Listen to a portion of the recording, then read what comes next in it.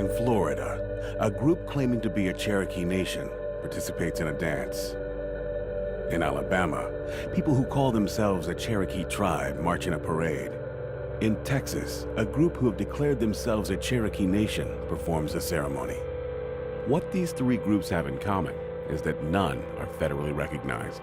They are fraudulent Cherokee tribes, and they are just a few among many.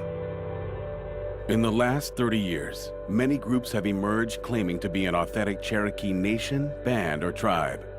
Although some of their members may have Cherokee ancestors, these groups are associations and are not legitimate tribal governments.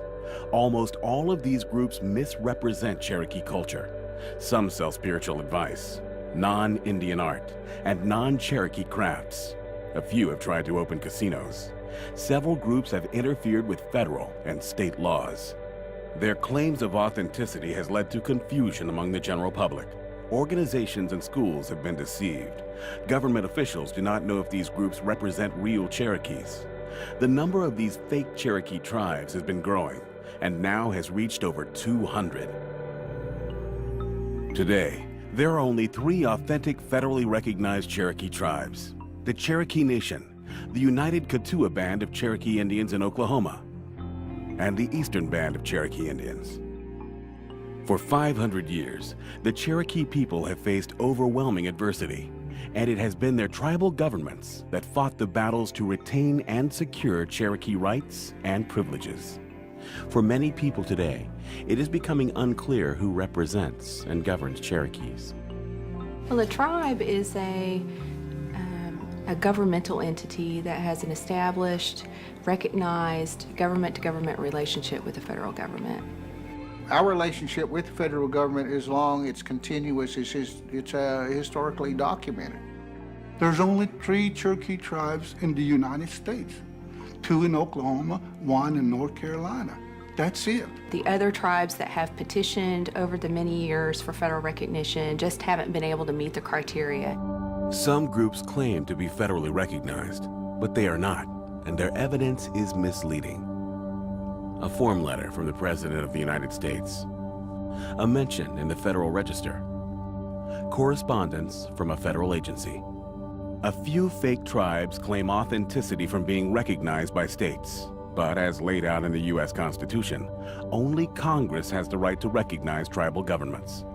States have no standard set of requirements. Some states simply grant recognition by a legislative resolution or a letter from the governor. Membership standards for these fake tribes are often minimal. Many require nothing more than the belief one is Cherokee.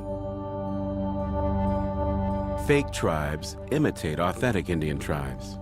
Almost every group uses the title of principal chief or chief as their head. Several groups make up tribal roles that are not part of Cherokee culture. Members very often create Indian names for themselves.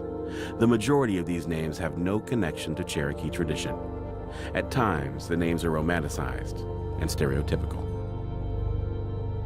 Fraudulent tribes often state their intention is to learn and spread traditional Cherokee culture. Here, a chief makes a presentation. He is wearing a war bonnet. Cherokees never wore them. A teepee. Cherokees never lived in them. A man claiming to be a firekeeper in a costume of his own creation. A radical misinterpretation of a booger dance. On their websites, these groups express their versions of Cherokee history and culture. Very few of them represent it accurately. These frauds are harmful in the fact that they distort our history, they distort our culture, they misrepresent who we are by putting on these particular shows of trying to be Indian. I'm proud to be a Cherokee, and I was raised Cherokee, and for them to misidentify themselves by mocking my ancestors is just wrong, and it's heartbreaking. Many of these fraudulent groups use deceptive practices to take advantage of the rights and privileges reserved for real tribal governments. One group sold counterfeited automobile license plates. Another group, claiming sovereignty, deceived a local sheriff with a fake court order and took custody of a child. The case was exposed, and the child was returned to its parents. Several have tried to open illegal casinos. Another fraudulent tribe sold tribal memberships to illegal immigrants. They sold 10,000 membership cards for anywhere from $50 to $1,400. One fake tribe illegally channeled money from a government grant to schools for each student enrolled in their fake tribe. They charged $120 for memberships, and no proof of Indian ancestry was required. We have people out there who are scamming other people for thousands and thousands of dollars. But what really concerns me about groups that aren't legitimate is the damage they can cause, not only in outside parties and governments listening to them in terms of making federal policy, state policy, local policy, but also interfering in people's lives. To me, they're stealing our history, our culture, and that rightly belongs to the Cherokee people.